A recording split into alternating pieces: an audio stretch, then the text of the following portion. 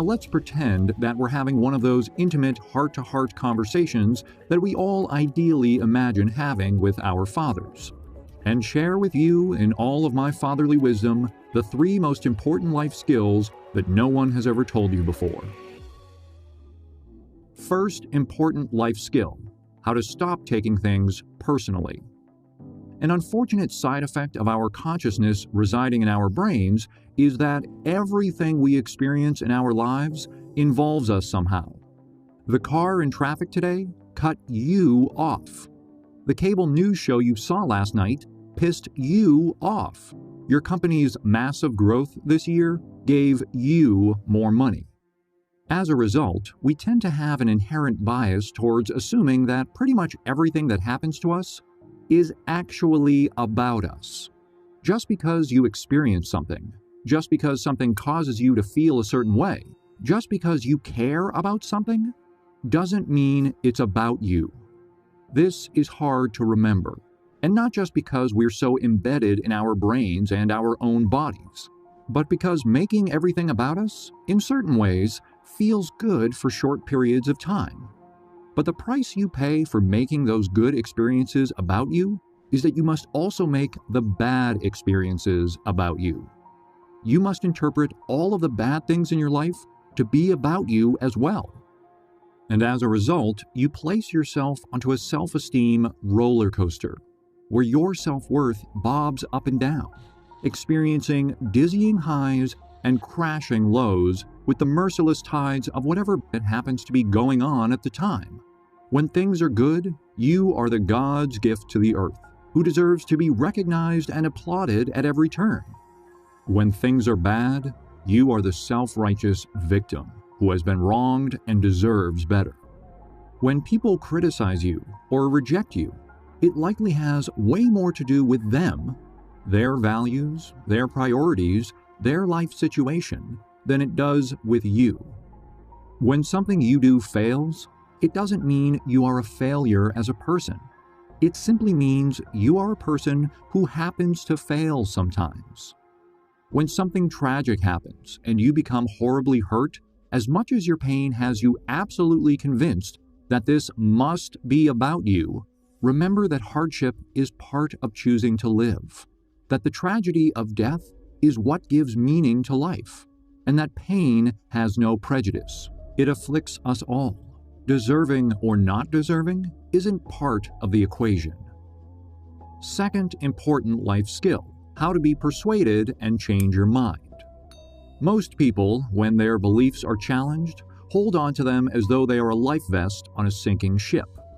The problem is that oftentimes their beliefs are the sinking ship. For most of us, most of the time, our beliefs are not simply ideas that we hold to be true, but they make up key components of our identity. And to question those beliefs means to fundamentally question who we are as a person. Take a person who doesn't believe in climate change. A lot of them are not stupid. They understand what the science says. They understand the arguments. The problem is that somewhere along the way, they decided that not only was climate change something they believed was fake, but climate change denial also represented who they were as a person. And once they enter that territory, you're almost never going to fish them out. But this attachment to our beliefs doesn't just afflict science and politics. I've seen it affect most people's daily lives as well. Take dating. I've seen men who still held on to beliefs about themselves that they formed in high school. That women aren't interested in nerds. That they need to have a bunch of money or a sweet-ass car to be loved.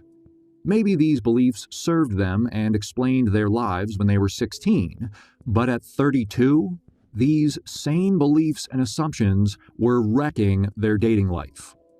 You're going to be wrong a lot in life. And in many ways, your ability to succeed and learn over the long term is directly proportional to your ability to change what you believe in response to your ignorance and mistakes. You may be asking, how do I do this? There is no how. It's all in your head. There is literally nothing to do here other than mentally try on new perspectives and ask yourself, what if thing that is opposite of my assumption were true about me? What would that mean? And then psychically traverse the answer. This will be scary at first. Your brain will resist it. But, of course, that's where the practice of the skill comes in. Try this. Write down 20 things in your life today that you could potentially be wrong about. I don't just mean material stuff. I'm sure my understanding of physics is sorely lacking in many ways, but that's not the most important thing I need to change my mind about. What we're going for here is questioning some of those deep assumptions about your identity. I am not an attractive person. I am lazy. I don't know how to talk to people.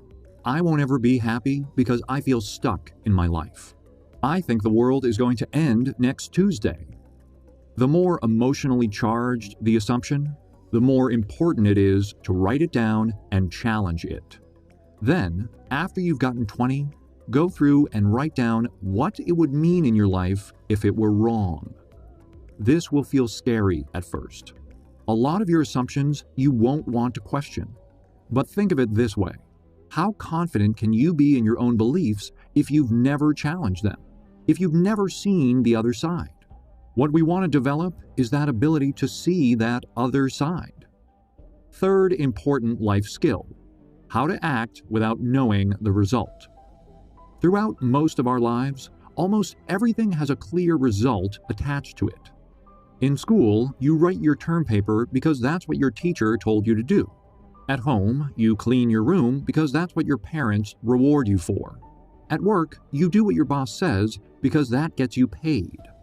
There's no uncertainty. You just act. Teacher wants a paper, so you write it. Mom wants a clean room, so you clean it. But most of life doesn't work this way. When you decide to change careers, there's no one there telling you which career is right for you. When you decide to commit to someone, there's no one telling you this relationship is going to make you happy.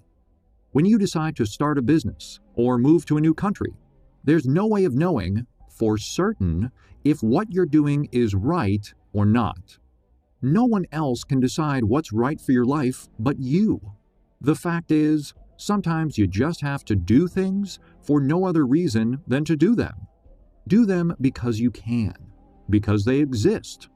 As George Mallory said when asked why he wanted to climb Mount Everest, because it's there. Add some chaos to your life. A certain amount is healthy. It stimulates growth and change and passion and excitement. Developing the ability to simply do things for no other reason than curiosity or interest or hell, even boredom. The ability to do things with no expectation for result or accolade or productivity or fanfare will train you to better make these big, ambiguous life decisions. It will train you to simply start on something without knowing where in the hell it's going. And while this will result in 1,000 tiny failures, it will also likely result in your life's biggest successes. If you found the video informative, then hit the like button, comment your thoughts down and share to spread the word. Also, a sub to the channel would be motivating. Just wait, we also have over 200 videos to watch, just click left or right. Keep inspiring.